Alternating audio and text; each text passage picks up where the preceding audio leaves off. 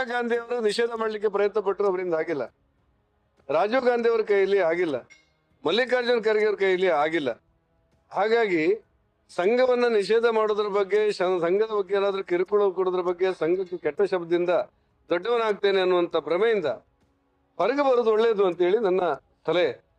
ನನಗೆ ಆಶ್ಚರ್ಯ ಆಗುವುದು ಡಿ ಕೆ ಶಿ ಅವರ ಬಗ್ಗೆ. ಕರ್ನಾಟಕದ ಮುಖ್ಯಮಂತ್ರಿಯಾದ ಡಿ ಕೆ ಶಿವಕುಮಾರ್ ಅವರು ಎಲ್ಲರನ್ನ ಮಡ್ತಗೊಂಡು ಹೋಗಬೇಕು ಅನ್ನುವ ಕಾರಣಕ್ಕೋಸ್ಕರ ಭಾರತೀಯ ಜನತಾ ಪಕ್ಷದ ಹಿಂದಿನ ಮುಖ್ಯಮಂತ್ರಿಗಳನ್ನ, ಅದು ಯಡಿಯೂರಪ್ಪನವರನ್ನ, ಶೆಟ್ಟರ್ ಅವರನ್ನ, ಬೊಮ್ಮಾಯಿ ಅವರನ್ನ, ಸದಾನಂದ ಗೌಡರ ಮನೆಗೆ ಹೋಗಿ ಮಾತಾಡಿಸುವಂತ ಮತ್ತು ಬೆಂಬಲ ಕೊಡಿ ಅಂತ ಹೇಳುವಂತ ಸಂಪ್ರದಾಯಕ್ಕೆ ಒಂದು ಕಡೆ ಇಳಿತಾರೆ. ಮತ್ತೊಂದು ಕಡೆ ನಾನು ಹಿಂದುತ್ವವಾದಿ ಅಂತ ಹೇಳುವುದನ್ನು ಕೂಡ ನಾನು ಹಿಂದೂ ಅಂತೇಳಿ ಪ್ರತಿಪಾದನೆ ಮಾಡ್ತಾರೆ.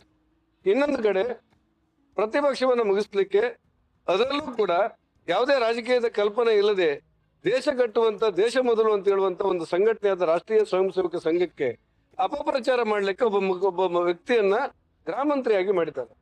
ನಾನು ಡಿ ಕೆ ಶಿ ಅವರಿಗೆ ಹೇಳ್ತಾ ಇರೋದು, ನಿಮ್ಮ ಕಣ್ಣೆದುರಿನಲ್ಲಿ ಇಂಥ ಬಾಲಿಶವಾದ ವರ್ತನೆಗಳನ್ನ ನಿಮ್ಮ ಮಂತ್ರಿಗಳು ಮಾಡ್ತಾ ಇರುವಂತ ಸಂದರ್ಭ ನೀವು ಗಮನಿಸಬೇಕಾದಂತ ಅವಶ್ಯಕತೆಗಳಿದೆ.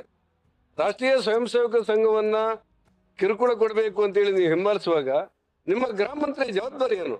ಮಾದಕ ದ್ರವ್ಯಗಳಿಂದಾಗಿ ಇಡೀ ಕರ್ನಾಟಕ ಒಂದು ರೀತಿಯಲ್ಲಿ ಆತಂಕದಲ್ಲಿ ಇದೆ ಅಂತೇಳಿ ಮಾಧ್ಯಮಗಳು ಹೇಳ್ತವೆ, ವರದಿಗಳು ಹೇಳ್ತವೆ, ಇಂಟೆಲಿಜೆನ್ಸಿ ವರದಿಗಳು ಹೇಳ್ತವೆ. ಅದನ್ನು ನಿಯಂತ್ರಣ ಮಾಡ್ಲಿಕ್ಕೆ ನೀವೇನ್ ಮಾಡ್ತೀರಿ? ಭಯೋತ್ಪಾದಕರನ್ನ ನಿಯಂತ್ರಣ ಮಾಡ್ಲಿಕ್ಕೆ ನೀವೇನ್ ಮಾಡ್ತೀರಿ? ಕಾನೂನಿಗೆ ಸಡ್ಡು ಹೊಡೆದಿರುವಂತ ವ್ಯವಸ್ಥೆಗಳನ್ನ ನಿಯಂತ್ರಣ ಮಾಡ್ಲಿಕ್ಕೆ ನೀವೇನಾದ್ರೂ ಮಾಡ್ಬೇಕು. ಅದನ್ನು ಬಿಟ್ಟು ನಿಮ್ಮ ಗೃಹ ಮಂತ್ರಿ ತಮ್ಮ ವ್ಯಾಪ್ತಿಯಲ್ಲಿ ಬಾರದೇ ಇರುವಂತ ರಾಷ್ಟ್ರೀಯ ಸ್ವಯಂ ಸೇವಕ ಸಂಘದ ಬಗ್ಗೆ ಕೆಟ್ಟದಾಗಿ ವರ್ತನೆ ಮಾಡುವಂತ ಸಂದರ್ಭದಲ್ಲಿ ನೀವು ಕೂತ್ಕೊಂಡಿದ್ದೀರಿ ಅಂತ ಹೇಳಿದ್ರೆ ನೀವೇನೋ ಮಾಡ್ಲಿಕ್ಕೆ ಹೊರಟಿದ್ದೀರಿ ಅನ್ನುವಂತ ಭಾವನೆ ಕರ್ನಾಟಕದ ಜನರಲ್ ಭಾವನೆ ಮನಸ್ಸೊಳಗೆ ಬರ್ತದೆ ಅಂತ ನನ್ಗನ್ಸುತ್ತೆ. ನಾನು ಆಗ್ರಹ ಪಡಿಸ್ತೇನೆ, ಮಲ್ಲಿಕಾರ್ಜುನ ಖರ್ಗೆ ಅವರ ಪುತ್ರ ಪ್ರಿಯಾಂಕಾ ಖರ್ಗೆ ಅವರು ಗೃಹ ಮಂತ್ರಿಯಾಗಿ ತಮ್ಮ ಇತಿಮಿತಿಯೊಳಗೆ ಚೆನ್ನಾಗಿ ಕೆಲಸ ಮಾಡೋದನ್ನ ಮಾಡಬೇಕು ಅನ್ನೋದು ನಮ್ಮ ಆಶಯ. ಪ್ರತಿಪಕ್ಷವಾಗಿ ಒಂದು 2-3 ತಿಂಗಳ ಕಾಲ ನಾವು ಕಾಯ್ತೇವೆ. ಯಾಕಂದ್ರೆ ಹೊಸದಾಗಿ ಒಂದು ಮುಖ್ಯಮಂತ್ರಿ ಆಗಿದ್ದಾರೆ, ಸಚಿವ ಸಂಪುಟ ಆಗಿದೆ, ಕಾಯ್ತೇವೆ. ಆ ನಂತರ ಸರ್ಕಾರಕ್ಕೆ ಯಾವ ರೀತಿ ಬಿಸಿ ಮೂಡಿಸಬೇಕು ಅದು ಮುಡಿಸುವಂತ ಜವಾಬ್ದಾರಿಯನ್ನು ಪ್ರತಿಪಕ್ಷವಾಗಿ ನಾವು ಮಾಡ್ತೇವೆ. ಅದು ವ್ಯಾಪ್ತಿಗೆ ಬರಲ್ಲ ಅಂತ ನೀವು ಹೇಳಿದ್ರೆ, ಆದ್ರೆ ಅವರು ಗೃಹ ಸಚಿವರು.